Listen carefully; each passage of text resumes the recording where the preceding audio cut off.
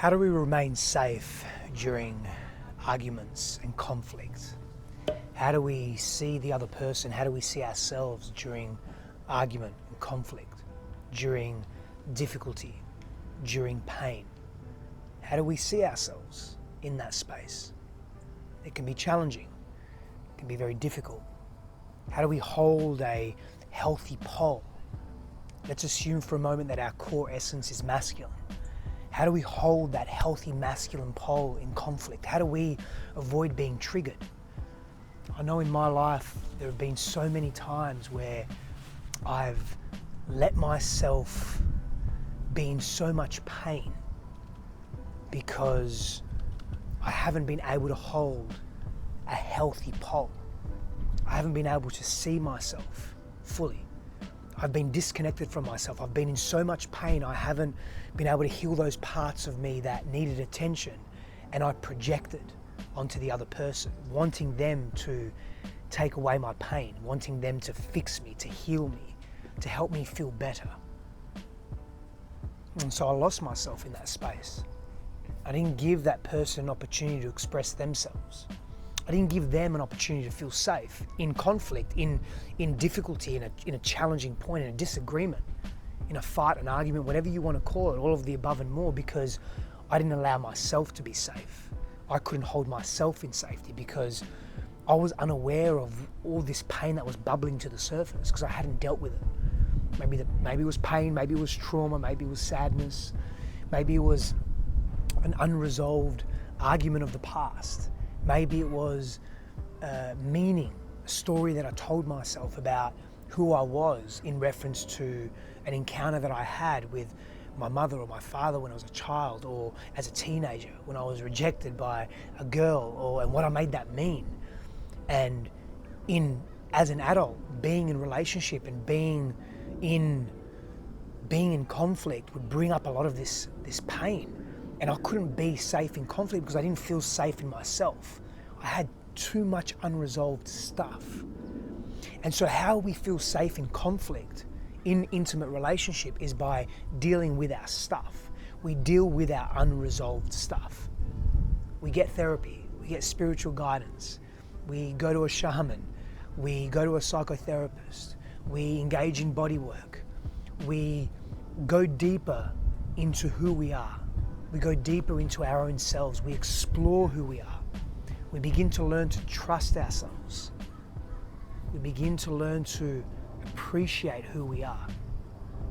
When we trust ourselves and appreciate ourselves, we show up in relationship differently. We show up from a clearer place. We show up wanting to listen, to be attentive to what that person has to say. We show up understanding them, at least being more open to them. We show up feeling them, hearing them for who they are. We show up not being so triggered, not judging them so much. And in doing so, we diffuse the situation. We diffuse the pain around them being vulnerable, because it's scary to be vulnerable. I've been there many times in my life where I've wanted to be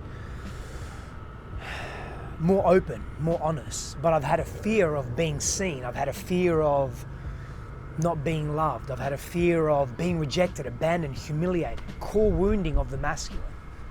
I mean, now, granted, everyone experiences that, and everyone has a fear around that. Everyone has a fear around being seen. Everyone has a fear around not being fully appreciated. Everyone has a fear around rejection, abandonment. Not everyone has this, but we have a capacity to experience this at different times in our lives. And when we experience this, it prompts us to keep avoiding it. It prompts us to be in avoidance of the rejection, so we hide ourselves. We speak less, we communicate less.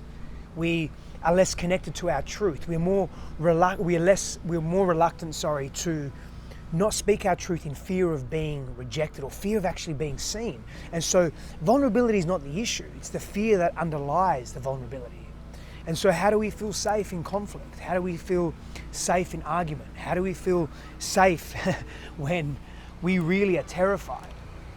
And we have to learn to give to ourselves. We have to learn to love ourselves. We have to learn to see ourselves And in seeing ourselves, we get to see the other, because now we're not coming from a deficit. Now we're not coming from a place of, I need more. Now we're not coming from a place of, I need something from this person. I have to take from this person. We're not coming from scarcity or emptiness. We're coming from a place of already feeling full because we're connected to our truth. We're coming from a place of already believing in ourselves because we trust ourselves. And then we can allow someone else to be expressive and trust them and feel them as well. And that becomes deeply empowering, because now we're in this dynamic where we can see the other person and we feel safe, so we can help them feel safe. And it's about trusting who you are. It's about knowing yourself. To be able to trust yourself, you have to know yourself. You have to feel yourself through the world. You have to respect who you are. So you have to go through this process of looking at every part of your life, the wholeness, because healing equates to wholeness. That's the definition of healing, is bringing into wholeness, not feeling fractured, not feeling broken, not feeling disconnected and hateful of self, but bringing all the parts of who you are to the surface and being with them, and being okay with them, being compassionate when you're in that space. Self-kindness, love towards yourself. And having the opportunity to do that for yourself means you can do that for others. It means you can do that and be a safe container, especially as a man in this world. When you do your inner work, you become that safe container. I was so unsafe for so long because I wasn't doing that inner work. I wasn't going deep enough. I was pretending. I was being inauthentic. I wanted to, I had the intention, but I wasn't doing it. And I was suffering for it. And everyone else in my life was suffering. And people were confused. People saw me as volatile. My partners couldn't trust me because I had this intention, but I wasn't really living it. I wasn't integrated. And so we have to go deep. And as men, when we show up in that safe way, we give the women in our lives an opportunity to come and present themselves open and vulnerably, and not be fearful of being judged or rejected or hated or discounted, being seen as wrong. We wrong each other so often because we wrong ourselves. And so the big key here is self-love. When I learned self-love and self-compassion, I still go through it. Today I went through a process of anger release because I had some anger at the surface that I wasn't releasing. Immediately my back feels better. Immediately I feel more connected to myself. Immediately I feel I can show up in greater continuity and integrity and love and presence for others. And that's how we feel safe in conflict. We feel safe for ourselves first, and then we help others feel safe.